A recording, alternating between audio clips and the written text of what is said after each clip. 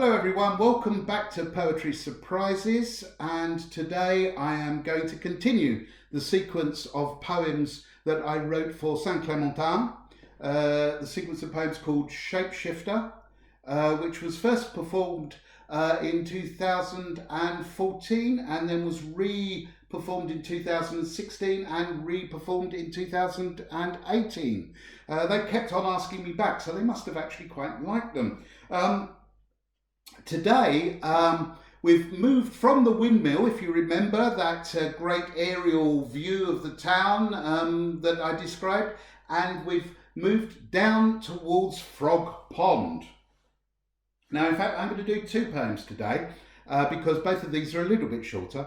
But Frog Pond is actually a drainage pond created for new build housing, and as soon as it filled up with water, the frogs just loved it, and it was such a racket. It was unbelievable. The first time I went to St Clementin, I could hear them from the other side of the village.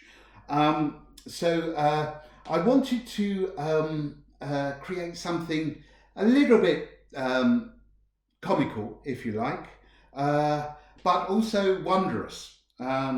So here we are. Here's poem number 8 in the sequence, Frog Pond. You ask me how song becomes a frog. Here is how song becomes a frog. In the day's autumn dawning, the pond begins to stir as 100,000 crotchets sprout arms and legs and swim, to march across the road and meet tyres of cars, or farm machinery, or safety under damp stones. But frogs want to sing, and in chorus their need predates the birth of things. It was frogs invented love.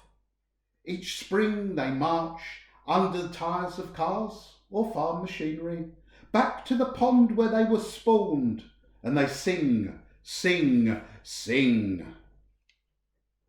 To pan the tune is to miss the point. This is not bel canto, nor the Chanechli Malvoice choir. This is love's delirious chorus, the origin of space-time, the start. This is God's chortling on day one, and nothing in creation can silence them. And when the sober scientists traced that first bombastic murmur still hidden in the undergrowth of time, their stethoscopes crackled like a Geiger counter counting broken quarks in the pond of endless space. Croak, croak, croak, croak, croak, croak, croak.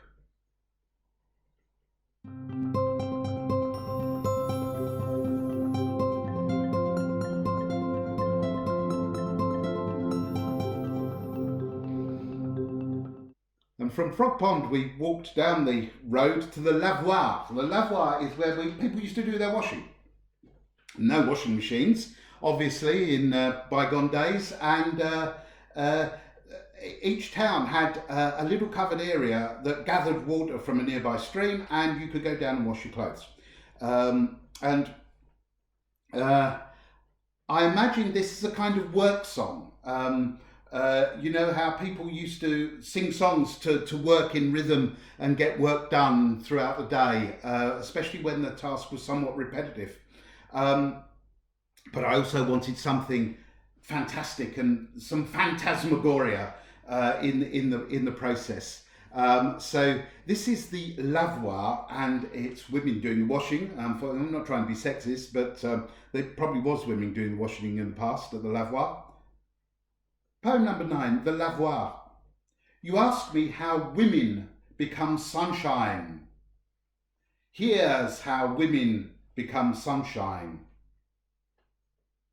We are washing shirts and sheets, vests and socks, dipping them into sunshine. We wring them and thrash out solar flares onto rocks, scrubbing underpants and shifts, pinafores and bibs. Sparks of cleanliness flash from our hands. We are ghosts washing in sunshine, made nothing by the light, as we wash, wash, rinse and wring and thrash, then spread our sheets against the day, unfurl sunlight billowing bright, to glint in our eyes like marmalade, like a cat's cry, a kiss, a shooting star. And then you might glimpse us, although we're shades, catch us as our eyes gleam in the sunshine, and our sheets make a billowing sail to cruise across the fields in flotillas as we shake our hips, clap and sing, washing, washing, washing in the sunshine, washing everything.